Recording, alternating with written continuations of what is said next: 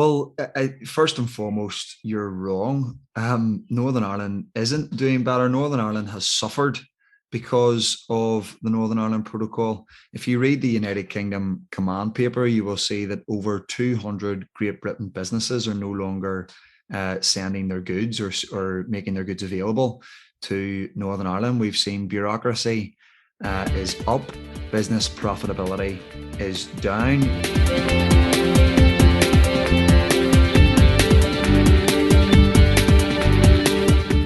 This is Here's How, Ireland's political, social and current affairs podcast, presented by William Campbell.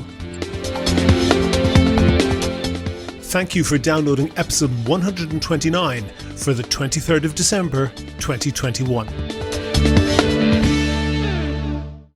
You probably think that you've never heard of the WSM, the Workers' Solidarity Movement, but you probably have heard from them even though you don't remember it. Most people don't pay much attention when they're offered a leaflet from one of the various fringe political associations that set up stall at the pedestrian pinch points in our city centres. The Workers' Solidarity Movement aren't to be confused with the Workers' Party, the Socialist Party, the Socialist Workers' Party, the Solidarity Party, or any of the other small and sometimes minuscule groups on the far left.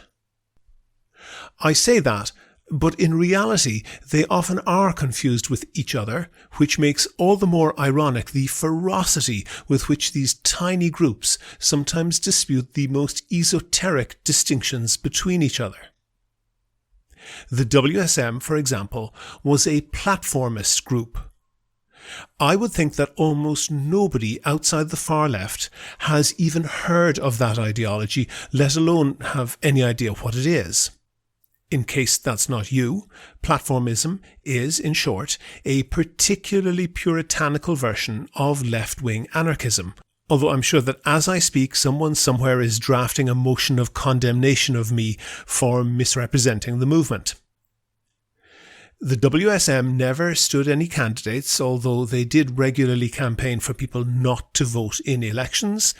They even argued for people to boycott the referendum on the Good Friday Agreement for reasons argued in a leaflet so densely typed that I suspect nobody who had it thrust into their hand even read it, let alone understood it. But the curious thing about the WSM is that they were so strict about their ideological correctness. There are articles online where they describe the steps they took to prevent people who didn't hold all the right views from joining. They were so strict that they ended up being one of the smallest of these fringe parties. And a few weeks ago, they got so small that they announced that they were winding up. That's kind of an unusual thing for these groups to do. Usually their core activists are so strongly attached to the cause that they stay with the party through thick and thin, and their statement does talk about the individuals remaining committed to the cause, but it's clear that they've given up the ghost. I sort of feel sorry for these guys. These groups are overwhelmingly male. I don't agree with much of their ideas, but their criticisms of contemporary society are often on point. It's been said that the definition of a crank is someone who won't change their mind and can't change the subject.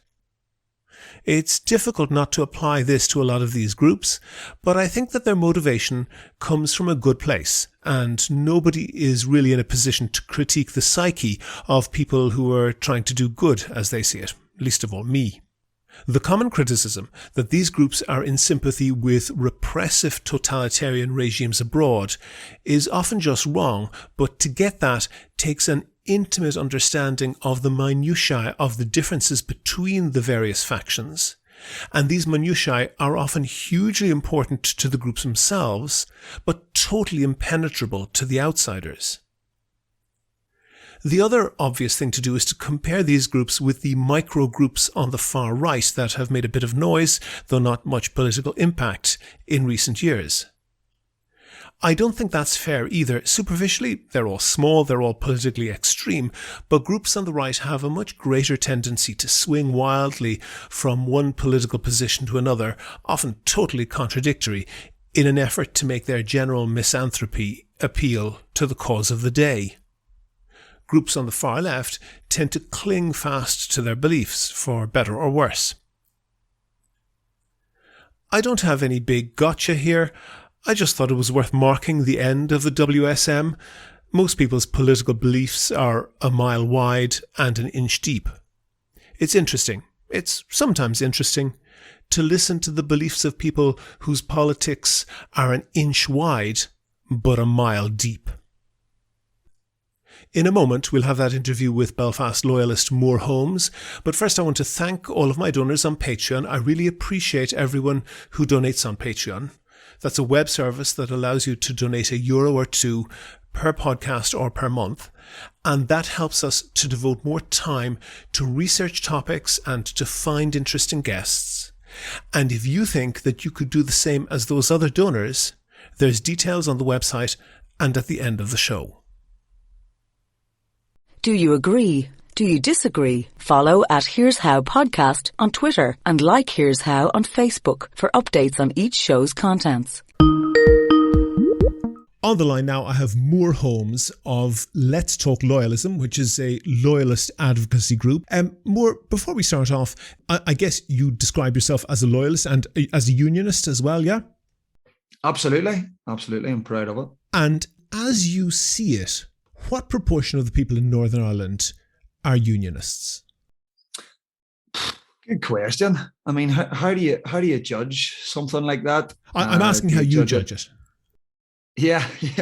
Well, how would I judge something like that? Would I judge it by elections? Would I judge it by a census?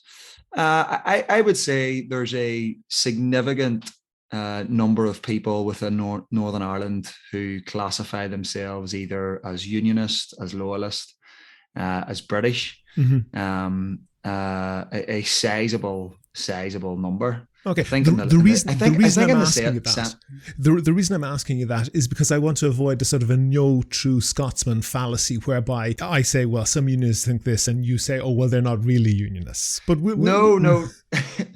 Well, it depends on how you define a unionist, doesn't it? I mean, if you support Northern Ireland remaining in the United Kingdom, mm-hmm. you're theoretically a unionist, aren't you? You know, and it might. I think one of the fallacies, you talk about a fallacy, mm-hmm. one of the fallacies is that unionism is portrayed as quite a monolithic entity, you know, when actually it's a very diverse category, and it has lots of diversity within it. So one form of unionism might not be my form of unionism, but that doesn't necessarily take away someone's unionist credentials. Okay, that's fine. Because I want to talk to you, and it is, as we talk, it is the pinned tweet at the top of your Twitter feed. And I'll just read that. It says, the Northern Ireland Protocol must go in capitals. It's a broken, unjust and grievous arrangement for Northern Ireland and must be reversed immediately. Why?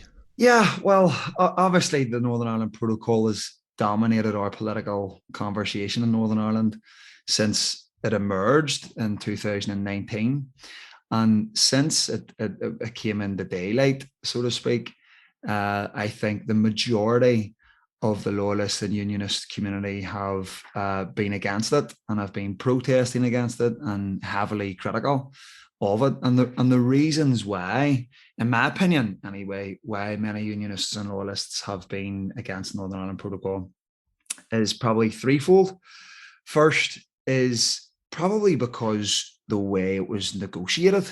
You know, many people would view the Northern Ireland Protocol that it was negotiated in dishonour and deceit. Mm-hmm. And that, as are most treaties.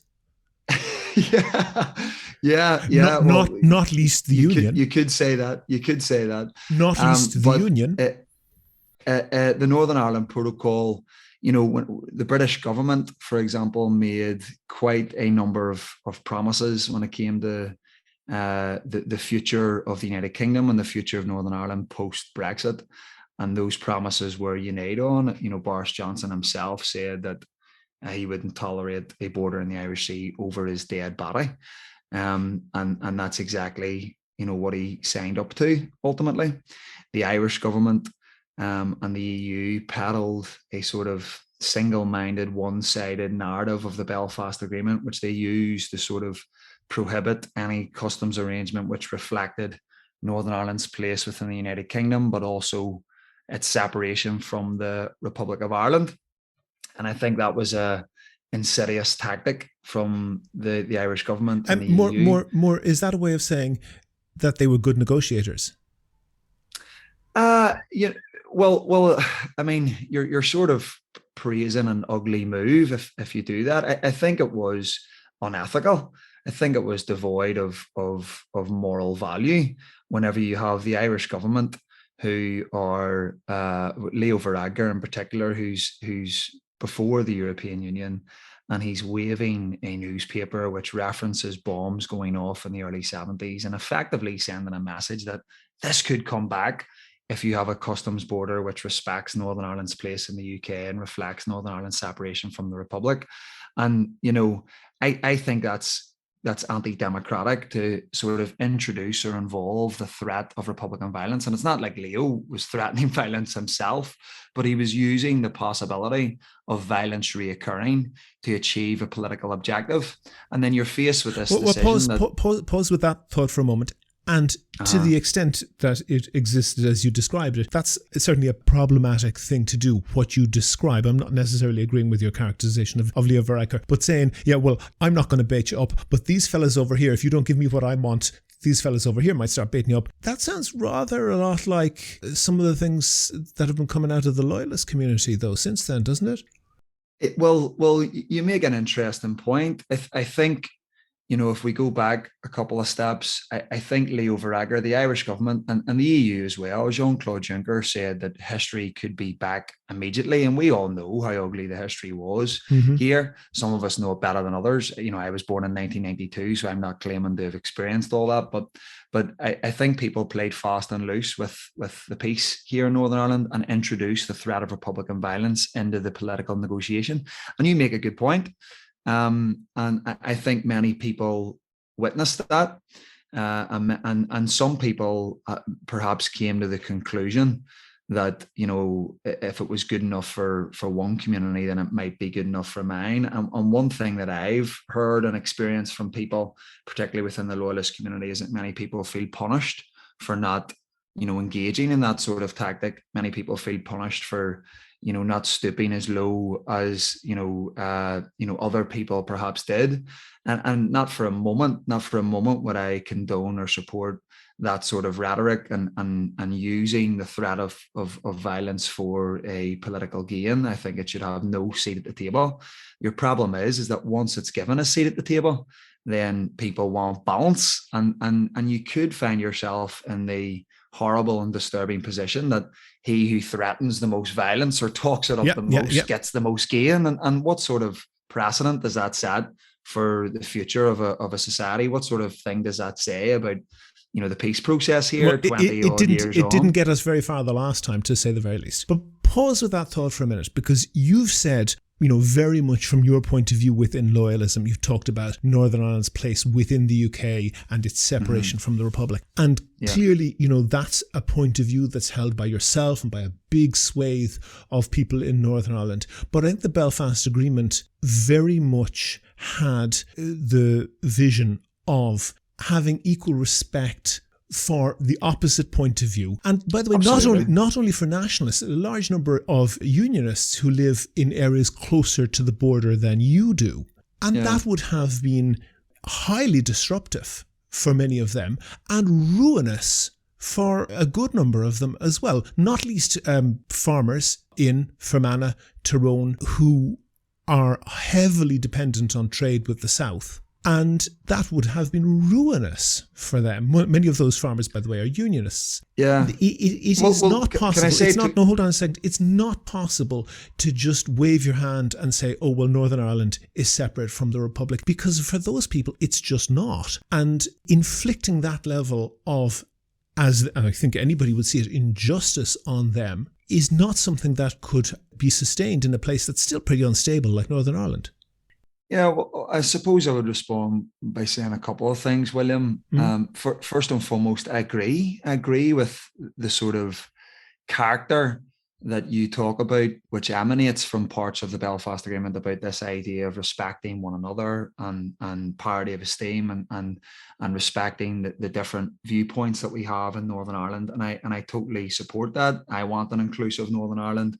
I want to unite. I want Northern Ireland to be united, not necessarily Ireland to be united, as some would have. So I'm on board with that. But I would also say that in the Belfast Agreement, as much as I think support for it within the Unionist and Loyalist community is probably at an all-time low right now, the Belfast Agreement did state that Northern Ireland in its entirety remains part of the United Kingdom until the majority of this state, or the majority of Northern Ireland consents otherwise. So that's our starting point. Our starting point is, yes, we want to be in a respectful society, and we do our utmost to maintain that or develop that. But we also accept the fact that Northern Ireland is an integral part of the United Kingdom, and the way in which it's been managed since throughout the whole Brexit process, the way in which I think it was treated by the Irish government and the European Union, is to sort of not view Northern Ireland as an integral part of the United Kingdom, but to treat it as if it's some sort of hybrid state, and it's not. And I accept your point. I think whatever the outcome of Brexit, there was going to be some teething problems and some difficulties. I mean, let's do a quick rewind on that. You supported Brexit. I'm correct in that, yeah?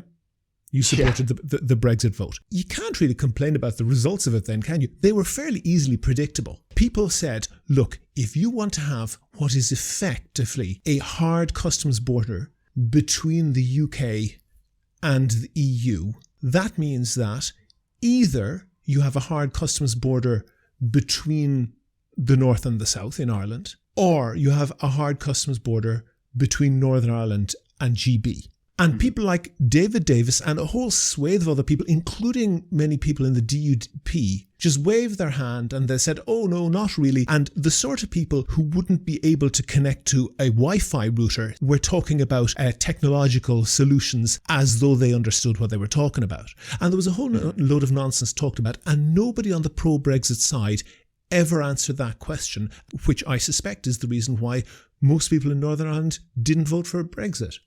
Well, a sizable number of people in Northern Ireland did vote for Brexit. A sizable minority, divided, but over 40%, if I'm correct. But so you make an interesting point. I don't think, perhaps this is a regret looking back on the referendum, but I don't think Northern Ireland played as large a part in previous to the referendum vote as what it has after it. I think there was comments from Tony Blair and John Major, which sort of highlighted some concerns about which about seven people who read the Irish Times managed to stay awake through. But that did not. The point more is that did not impact the campaign in Britain in any significant way. Yeah, and the Brexit vote was passed. Still left. Yes, Northern Ireland had exactly zero impact on the vote, but the point being that just didn't surface, and the Brexit campaign effectively successfully dodged that question. But dodge it or not, it still exists, and it is as insoluble now as ever. Well, I disagree. I have to disagree with you. Then give us your solution. Well, I think it is solvable, and I would say that I'm not a customs expert, but given my I think there are answers out there. I think answers have been put forward, and I think one of the myths of this entire process is that you couldn't have a customs arrangement which achieved the majority of those aims that you would set out to achieve in terms of respecting Northern Ireland's place within the United Kingdom. Lars Carlson, a Swedish customs expert, was actually commissioned by the European Union himself and produced a document called Smart Border 2.0, and then evolved that to Smart Border 2.1 in 2017 and 2018. And then we also have the mutual enforcement paper that was produced by the Centre for Brexit Policy, I think it is, in which proposes that you could have a reciprocal legal arrangement between the United Kingdom and the European Union, in which the European Union maintain the UK standard for goods as goods move into the UK, and the UK can maintain the EU standards for goods as they move into the EU. Hold with that thought. That whole thing, and I've seen it and I've read about that, but that entire process rests on the unbelievably arrogant British belief that Britain as one country, UK as you might call it, as one country, is the co-equal of the sum total of 27 other countries. And this is just a sort of navel-gazing that people who look at British media from the outside just find gobsmacking every day. I have to totally disagree. Oh, no, hold on for a second. Britain can't remotely expect to be treated as a co-equal to the sum total of 27 other countries. Right, so Britain has to expect to be some sort of subordinate position. I mean, that what you're saying is nonsense. I mean, why on earth can two parties that are engaging in negotiation not expect equal or fair treatment of one another? Why is it so ridiculous? Because they're not two co-equal parties. Why is it so ridiculous for the United Kingdom to expect that their sovereign territory is respected? I mean, the United Kingdom has made a huge... No, hold on for a second. Britain made choices in the Brexit referendum, and I firmly believe that has to be respected. And I know that a lot of people outside the... What choice did they make? What choice did they make? They voted for Brexit.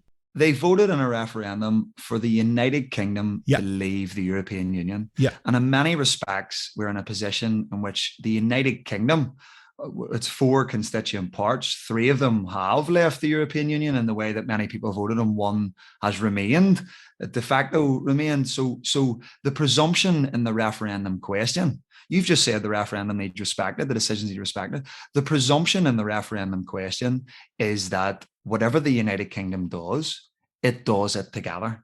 And we have this situation, the Northern Ireland Protocol, in which Northern Ireland is treated like a place apart. So, if the decision needs respected... That's not so unusual though, more, is it? For example, the Canary Islands have a completely different tax regime and are outside the EU, despite being a part of Spanish sovereign territory. And there's actually a whole list, I won't go through the list of it, but there's a whole list of territories like that have those sort of special statuses. And Spain has an internal customs border between the Canary Islands and mainland Spain. You got to bring it back, William, in my opinion, to the constitutional cornerstone which formed the United Kingdom, which is the Act of Union, or the Acts of Union. And in Article 6 of the Acts of Union, it states that all subjects within this United Kingdom, the union between England, Scotland, Wales, and Ireland at the time, are all subjects are on an equal footing. And what you have through the Northern Ireland Protocol is that Northern Ireland are not on an equal footing with their fellow GB citizens. So they're not. I think you're right, because I think that's entirely reasonable for people to take real issue with that, and they acknowledge that there has been a dimension of constitutional change, which not only was not voted for, but actually runs contrary to the Belfast Agreement itself. So when you look into this, I think Northern Ireland should have been treated like any other member of the United Kingdom. I think the initial principle of there being unique circumstances in Northern Ireland is a rational one. There are unique circumstances in Northern Ireland. The unique circumstances are that we live in a post-conflict society, that we already have an international agreement between Great Britain and between the UK and Ireland. And we also are the only sort of land frontier between ourselves and the EU. So there can be some unique... There is a unique circumstance there which needs dealt with. But you talked about how the United Kingdom shouldn't expect to be treated as a co-equal. You actually had as a co-equal with the European Union. You actually had the European Union and the United Kingdom both making a dual commitment to protect the Belfast Agreement, and for the European Union and particularly the Irish government, what that meant was preventing or prohibiting a customs border between Northern Ireland and Republic of Ireland. And that's not in the Belfast Agreement. That's nowhere in the text. So, that was the Belfast Agreement was used as a weapon to wedge Northern Ireland from Great Britain and to achieve the Irish government and the European Union's political objectives. So actually, rather than protecting the Belfast Agreement, they ripped it up in many respects. That's a real issue at the heart of all of this. And I think when we're talking about the unionist position in all of this, Northern Ireland should have been treated like any other member of the United Kingdom. Its sovereignty should have been respected. And when you said that there was no solutions, it was insolvable, that's not true. Okay, pause, more. Pause with that thought. You say it's not true. We've had people like David Davis in particular, but a whole slew of other British politicians who I think really are going beyond their technological capability when they talk about IT solutions. And I have to say, most people who are on the IT field don't believe what they're saying. But to the extent that they are possible, surely they are vastly easier to apply to 3 ports on the coast rather than 200 border crossings meandering in a 500 kilometre border. William, have you read Lars Carson's Smart Border 2.0? I can't say I've read that one. Right, so you haven't. Have you read Mutual Enforcement? I have seen those documents. I have not read every one of those, and I'm not going to get okay. Well, let's put you in the spot here. No. But you're saying there's no solutions. I'm not saying that there's no solutions. I'm saying I don't want to get the people who recommend solutions, you're saying they're not solutions, but you haven't actually read them. More. What I said clearly is, however easy or hard those solutions are, to whatever extent they exist, they are surely easier to implement in 3 ports than on 200 border crossings along a 500 kilometre border. We've moved from the position where this is insolvable to now. No, we haven't. It might be solvable. But I don't like your solutions. No. I've just said one thing is easier than another if it exists. You said that the IT community or this community says this can't be done. No, a customs expert called Lars Carson, look him up. Mm-hmm. He proposed a paper in which you had green travel lanes. So you're talking about 200 crossings. No, the majority of crossings between Northern Ireland and Great Britain for businesses and cargo and all the rest of it don't go across the 200 crossings. They go across maybe 3 or 4. And there could be some customs arrangements around that. I mean, you don't even need checks at the border. This myth that there was going to be customs points and customs checks at the border was largely debunked by anyone who actually looked into this. They would say, well, if you're going to have checks, you could have trust or traded schemes where there could be checks conducted there could be certified businesses, checks conducted at the point of sale and the point of destination. So any checks that are taking place not at the border, but away from it. So this was a way of actually trying to make this mitigating factors for the people who don't want customs checks at the border. And you might need something as small as a camera at the border, which there already are, by the way, to track goods moving, a timestamp for goods moving from one market into the other. And then we had the next commitment that you couldn't have any physical infrastructure whatsoever, which would mean no cameras. I mean, that's how far this myth was pushed. When in reality, there were solutions, there are solutions. What has been absent throughout this process has not been the lack of solutions, but the lack of willingness. The willingness to find a solution, which was supported and accommodated by all parties. Okay. I want to move on from that. You've made your point on that. You've made your point on that. I want to move on. I want to move on from that topic because I don't want to get too far into the weeds in that. Because there have been basically 2 separate unionist objections to this, and I note that you said you're only a young fella. You were born in 1992, and I'm a little bit older than you, and I actually remember 1992. You are. And one thing was that, and the reason I remember it is when I was a kid, there was a huge amount of publicity around the year 1992, and there's a Carter USM album with that on the cover, because the Single European Act brought in the single market at the end of 1992, so the 1st of January 1993 was the beginning of the single European market. Within 20 months of that happening, and I remember actually going up, crossing the border, and the customs checks and so forth, and were you allowed to bring something that was worth more than £50 across the border, and all of that. Within 20 months of that being put into effect, the single European market was the first IRA ceasefire. And I think that is an underestimated contributing factor. And the reason I think that, and it has been said by other people, that when trade doesn't cross a border, then soldiers do. And it's very true. The whole founding principle of the EU is that you bind these countries together with trade, and it makes it impossible for them to go to war with each other. But I mentioned 2 different unionist interpretations of the problem with the protocol. And one of them, which I think is closer to your own, came from Arlene Foster, where she said that this created an implicit red line down the Irish Sea. That's kind of like what you've been saying.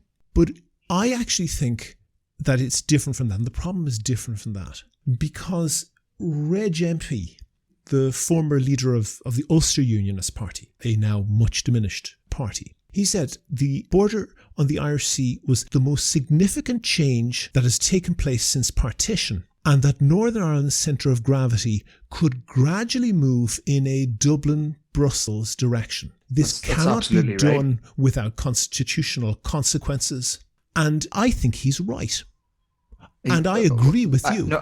No. So would Arlene Foster. They're not two separate positions. No, you're correct. No. They're not contradictory. They're separate, but they're not contradictory. He's entirely right. With each other. And I think you're right as well. By the pause, let me ask you the question more. I'm agreeing with you. I think you're right because I think that trade will inevitably lead to closer economic ties, which lead to closer cultural ties. It already is by a mile. Trade between the North and the South is skyrocketing, up 70% for sales from the North into the South and 40% for sales from the South into the North. But there's one other thing to note on that. Every single region of the UK has suffered pretty seriously in terms of decline in trade and decline in GDP associated with Brexit, except one. Northern Ireland is the only country, the only region of the UK, to put it that way, to have gotten back to its pre-pandemic level of economic activity.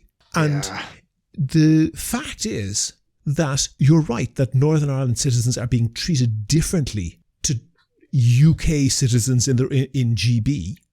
They're being treated better. They've got better trading chances and they're doing better economically for it. Do you really think you can go to tell people, hey, let's be more British, let's be poorer? That'd be great, wouldn't it?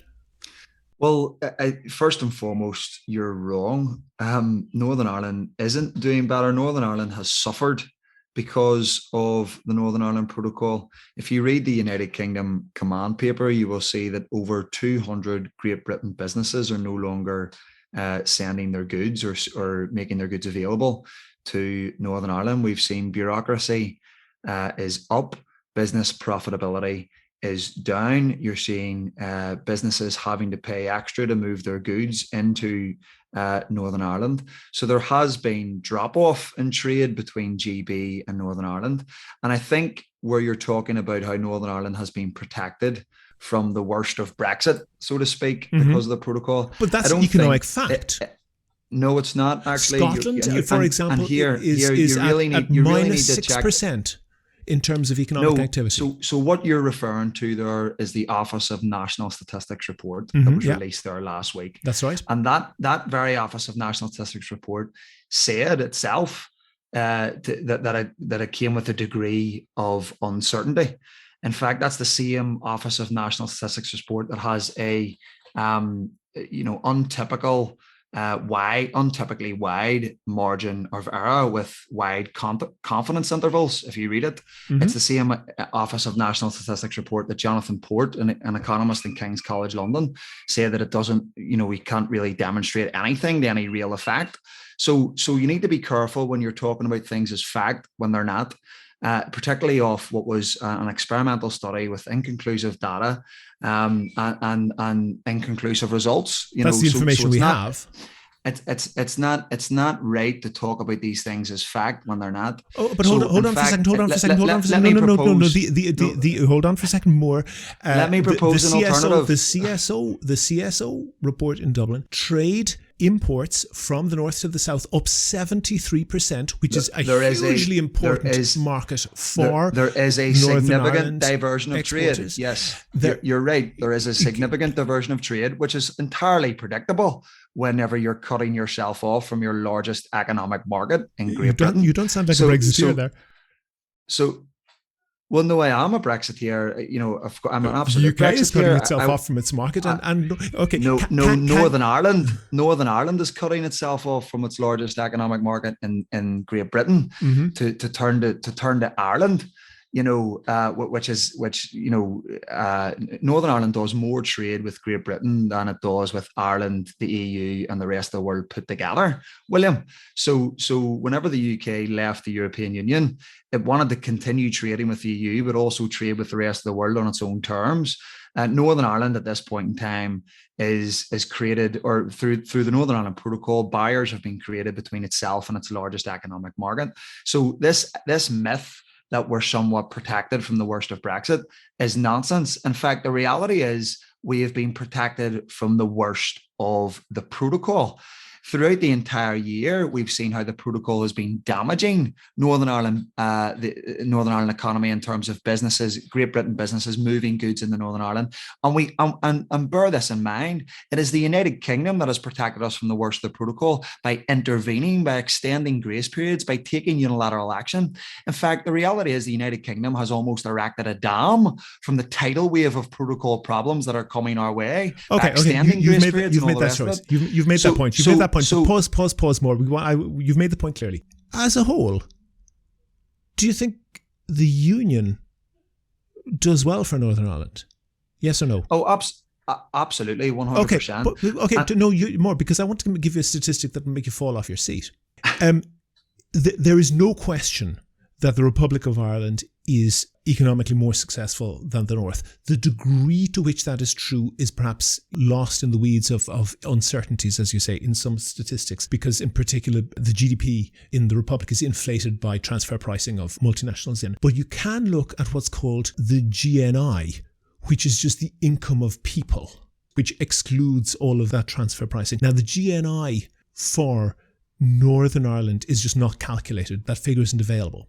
But the GNI for the South even is far higher than the GDP for the North by a significant margin. So you can argue how big the margin is, but you can't really argue that there is a margin there. But the one that'll make you fall off your seat is this. This is from David McWilliams' more recent book. At the time of partition, 100 years ago, 3 counties accounted for 70% of the GDP of the whole of the island of Ireland.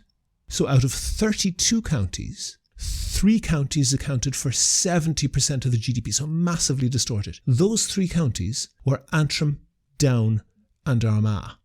So not only to say that Northern Ireland had an outsized economy compared to the Republic, it was light years ahead in terms of economic development, such that the North, with a vastly smaller population, just 3 counties had way more than double the economy of what became the Republic, the 26 counties. So in that 100 years, not only has the Republic caught up, it has gone light years ahead. That's not really very good evidence that the Union is good for the North, is it? Well, again, William, you'd need to look into the contextual factors in all of this. And I would say 3 things explain the phenomenon that you're referring to. Uh-huh. The first thing is industrial change. The Northern Ireland at that time was heavily reliant on shipbuilding and linen and those sorts of manufacturing elements, which globally have changed as we've become more technological and advanced, and that has meant the decline of the likes of the linen industry, and we still have shipbuilding, of course, in Northern Ireland as well. But there has been, and the UK government were not motivated Let me outline the 3 points. Let me outline the 3 points. Well, the first point is that there's been a change. Sure, industrial decline. Yes, correct. The second point that I would mention is that from the mid to late 1960s to the early 1990s. We had a terrorist insurgency in this country that deliberately sought to strategically attack the economic value in our country. They sought to, attack our economy and hit the pockets of people in Northern Ireland and make this place not work. And that, of course, has, huge effects on employment, on business success, on tourism, a whole range of things, which had a negative impact on our economy. What's the third one? The third one I would actually say, and I'm interested to hear your thoughts on this, is probably devolution. And I'm not saying I'm not a devolutionist, but I think what we have in Northern Ireland. You mean the pre-1970 devolution? No, post Post 1998. 98. Okay, that has harmed the 1998, economy. Devolution. More. Let me just elaborate. No. You wanted to hear my thoughts on this. If you'd let me make the point. My thought on this is you're insane, because if you knew Northern Ireland before then, you would not imagine that devolution was bad. If you'd let me make the point while I'm come on there. What I'm saying is the principle of devolution often leads to Northern Ireland politicians passing the buck to Westminster. And what actually happens here in Northern Ireland, in my opinion, is that, and this is an argument for the union, by the way, is that Westminster funds this place from central transfers to the tune of something like 10 billion a year. And that amounts to something like £6,000 for every pocket, every person in Northern Ireland. And I think what that leads to, as welcome as that funding is, and as vital as that funding is, especially for Northern Ireland, which has a large public sector. Yeah, dependency culture, I guess you mean. Yes, that is it. And that means that we generally don't make tough decisions that need to be made, even when it comes to the health service or whatever it may be. And that can apply sometimes to, economic fields as well. But, whilst I accept your point, I wouldn't for one second say that having a functioning devolution in Northern Ireland was a bad thing for our economy. I wouldn't say that whatsoever. What I'm saying is that some of the principles behind devolution leads to sometimes Northern Ireland not taking the strides that it needs to in certain areas.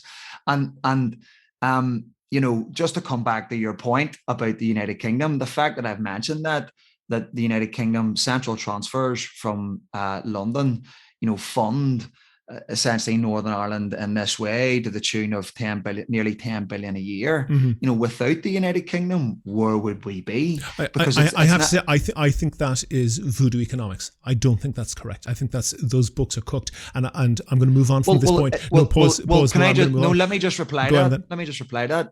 A professor in Ireland, I forget his name off the top of my head. I'll tweet it to you later. Morganroth, Professor Morganroth. This came from his study. Yeah, he was the one that came forward with this, and I think he's from Trinity College or down somewhere down south. So yes. So this acceptance of Northern Ireland, relying heavily on central transfers is an accepted reality. Yeah, Northern Ireland makes some contributions. I want to quickly just make a point on that and move on, because I believe it's voodoo economics. Because, for example, every bomb that's dropped by an RAF plane on an Afghan village, in order to achieve that 10 billion figure, a portion of the cost of that bomb is attributed to Northern Ireland. So that's allegedly a benefit that the people of Northern Ireland are getting. Yeah. But hold on for a second. Allow me to finish. Our contributions far are outweighed by what we receive. That's a fact. But more, for example, when you pay your Vodafone or whatever phone bill, there is VAT on that. But that company and very, very many other companies which trade in Northern Ireland and collect, for example, VAT in Northern Ireland are headquartered in London, and that is reported as VAT paid to businesses in London. So in my view, the costs being attributed to Northern Ireland, or although they're correct from a UK accounting point of view, are not costs that could reasonably be expected to fall on a united Ireland, but it's a good talking point for you. But I want to move on to something different, and I want to tell you one piece of advice that I've given to nationalists, because you're clearly a unionist, you're a loyalist, and I'm really happy to have you on and to have a spirited argument with you, and I think it's good that different people should listen to each other. But one piece of advice that I give to nationalists in the South is to not bother with a whole load of things that are exercising them, and instead focus really on one thing: making the Republic, as in the 26 counties, such a good place, such an attractive place, that in the event of a united Ireland, unionists wouldn't be at all bothered by it. Because if you focus your energy on that, you are not only achieving your goal, but also if you don't achieve your goal, you've made the country a much better place. And I would suggest that maybe the same advice could go to loyalists, that if you want to maintain the union, isn't the smart thing to do to make it as attractive as possible to people who are not unionists. And that's why I wonder why people in the North who profess to be unionists are, for example, fighting tooth and nail against the Irish Language Act, are putting in complaints to local authorities when somebody bolts an Irish language street name up to the side of their own house. And those sort of petty things, and also other bigger things. You know, it might feel good from a sectarian point of view, but it's dumb from a unionist point of view, isn't it? Well, you've mentioned the Irish language, and I think, again, what seems to be happening here is you keep reaching for the lowest fruit when it comes to understanding, you know, Northern Ireland politics and reinforcing stereotypes. No, I'm just giving one example, but take the point as a whole. You know, Northern Ireland, you know, people want to talk about it like it's a very contested state. It's generally, you know, not. People want to go about their business, make Northern Ireland a successful place. And it is, in many regards, a successful place. It's a successful place for fintech. You know, its tourist industry is booming. You know, Northern Ireland is making strides, you know, leaps and bounds going forward. So this whole idea that you know, unionism needs to change actually just reinforces a false stereotype that's been portrayed about the unionist community, which is largely dependent on, you know, contentious issues around whether it be Irish language or gay marriage or the rest of it. You know, so I again, you know, I would say that Northern Ireland, its place in the union is relatively safe. And I would rather, and just like maybe perhaps you're indicating, I would much rather spend my time building and reinforcing the union. Moore Holmes of Let's Talk Loyalism, a Loyalist advocacy group, thank you very much for talking to me. No problem, William. Anytime. If you like the Here's How podcast, please rate and review the show on iTunes and other podcast providers. Share it on Facebook and Twitter, but most of all, tell your friends. Go to the website for sources and references from the show, and while you're there, you can like the show on Facebook, follow the show on Twitter at Here's How Podcast, and follow Moore Holmes at Moore Holmes 24, HOLMES. And you can get in touch with me if you can suggest a guest or a topic for the next show. And thanks again to all of the patrons on Patreon. Their donations allow me to devote time to research and to finding new guests. And if you could do the same as them and donate €1 or 2 per podcast or per month, please go to patreon.com/here's how. That link is on the website. Also, there you can find out how to subscribe to the podcast for free on your computer, on your phone, or by email. All that information is at www.here'show.ie. The Here's How podcast is produced and presented by me, William Campbell. The assistant producer is Kevin Wolf. And from both of us, happy Christmas and Merry New Year, and we hope to have lots more podcasts for you in 2022. Thank you for listening.